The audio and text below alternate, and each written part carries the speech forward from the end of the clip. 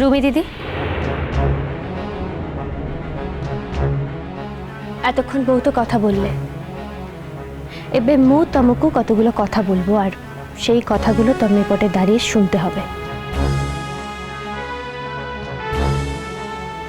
এই, তুমি আবার আমাকে কি কথা বলবে? হ্যাঁ, আমি তোমার কাছ থেকে কোনো কথা শুনবো না। রুমি রুমি রুমি রুমি রুমি, তুই যে এই কথাটা বলছিস না যে ওর কাছ থেকে কোনো কথা শুনবি না, এখন না আর সেরকম নেই, জানিস তো, এখন ওদের কথা শুনেই চলতে হবে। সামনে যে দিনকাল আসছে না, আমার সত্যি খুব ভয় হচ্ছে। মানে আমি নিজেও জানি না যে ভবিষ্যতে আমরা এ বাড়িতে সবাই থাকতে পারবো, সে গ্যারান্টিও নেই। তাই না তাই, এ আবার রুমিকে বলে রুমিকে নাকি ওর কথা শুনতেই হবে। কত যে দেখবো। কথাটা রুমি দিদিকে বললেও মু চাই এ পটে যারা যারা আছে তারা তারা সবাই কথাটা শুনুক। শোনো রুমি দিদি, গোটে কথা তো তুমি অস্বীকার করতে পারিবে নি যে তোমার পছন্দে হোক তোমার অপছন্দে হোক, আমি দুজন এই ঘরটার বউ। ঝিও হিসেবে তোমারও এই ঘরটাতে যতটা অধিকার আছে, আমি দুজনেরও কিন্তু ততটাই অধিকার আছে এই বাড়িতে।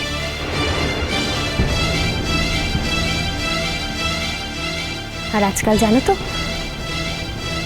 বধূ নির্যাতনের অনেক ভালো ভালো আইন আছে।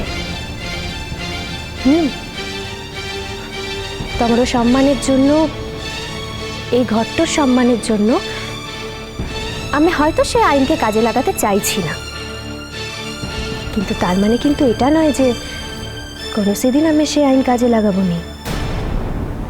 দরকার যদি হয়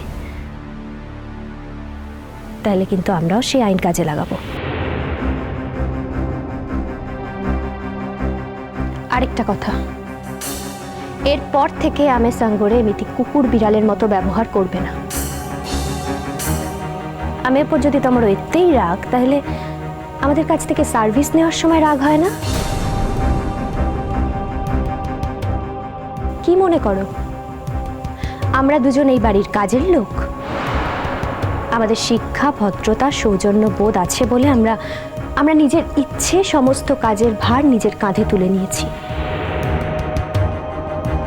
কিন্তু একটা কথা মনে রেখো, আমরা কিন্তু এটা করতে বাধ্য নই। এই বাড়ির প্রত্যেকটা মনীষী হাতে হাতে কাজ করতে বাধ্য।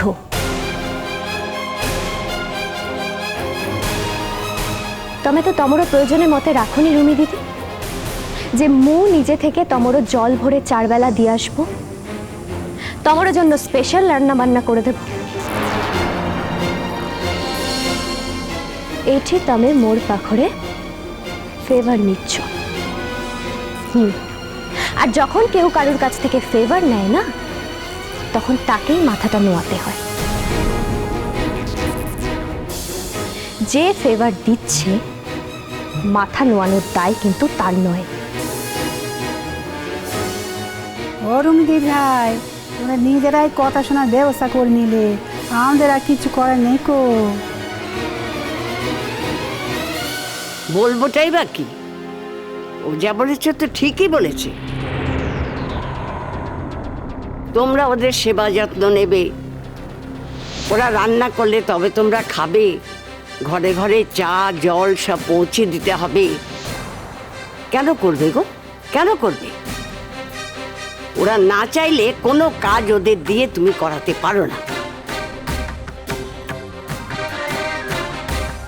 শোনো কাজু, আজ ছোটদা ভাই তোমাকে বিয়ে করেছে বলে তুমি এটা ভেবো না যে তুমি আকাশের চাঁদ হাতে পেয়ে গেছো।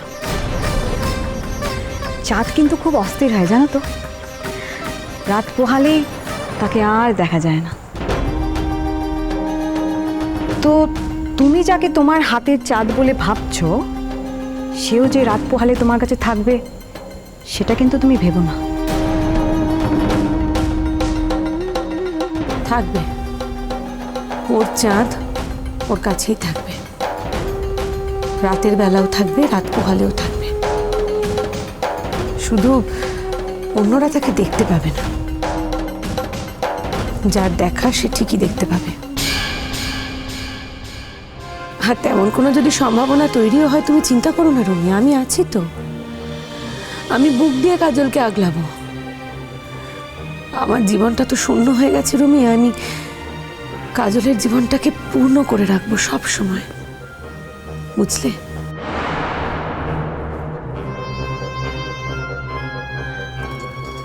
ভূমি দিদি, এতেগুলো কথা বলতে বলতে তোমারও খাওয়াটাই আর হলো না। রুমি দিদি বলল বলে মাছটা সরিয়ে দিলে, তাই তো? খেলে না, অথচ আমরা সবাই যে বললাম আমাদের কথার কোনো সে দাম নেই, তাই না? রুমি দিদির কথাটাই দামি হলো তোমার পাখরে। কিন্তু মু তো জানি আসলে তা নয়। এসো, মু নিজের হাতে তোমাকে মাছ দিয়ে ভাত মেখে খাইয়ে দেব, কোনো কথা শুনবো না। দেখি, হা করো। কি হলো? হা করো। আজি আর মু কোনো সে আপত্তি শুনবো না। আচ্ছা ভূমি দিদি, তোমার ভালোবাসা কি এতে ঠুনকো যে সামান্য একটু মাছ খাওয়ার উপর তোমার ভালোবাসা নির্ভর করবে? না ভূমি দিদি, মু তোমাকে কখনো এতে ছোট ভাবতে পারবো না, কখনো না। না, হা করো, হা করো।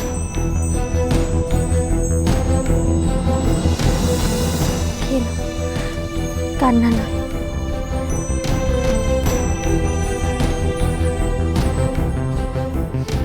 দেখি, লক্ষ্মী মেয়ে।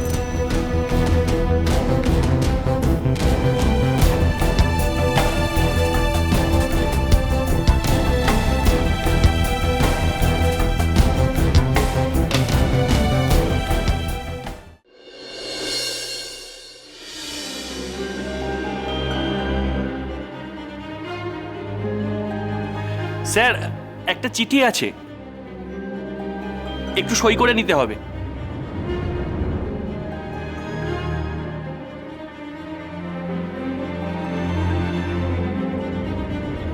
কার চিঠি? কার নামে চিঠি?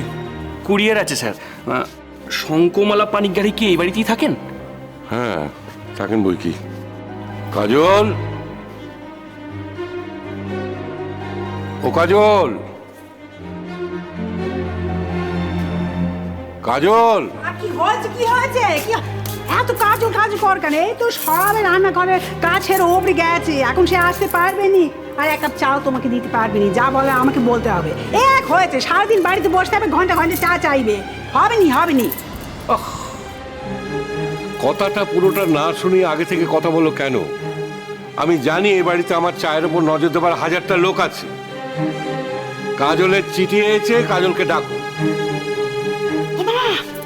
আগে বলবে তো, দেখছো? আগে বলবে। কাজল দেখো, চিঠি এসেছে তোমার। আসছি ঠাম্মা। ওই তো আসছে। সবার কি একটু আসার সময় হবে? আজকে বৃহস্পতিবার, লক্ষ্মী পুজো ছিল। আগে তো সবাই পুজোর প্রসাদ দেওয়ার জন্য অপেক্ষা করে দাঁড়িয়ে থাকতো। এখন সব বড় হয়ে গেছে, এখন আর সোনা জেঠির প্রসাদে কারো রুচি নেই। হ্যাঁ, সে ছিল পারি। বৃহস্পতিবার হলেই ঘরে ঢুকে ও সোনামা পুজো হলো, ও সোনামা পুজো হলো বলে আমাকে তাগাদা দিত। হ্যাঁ, সে মেয়ে তো আর কোনোদিন বড় হলো না, আর তারও সব লজ্জা শরমের বাড়াই টাড়াই ছিল না।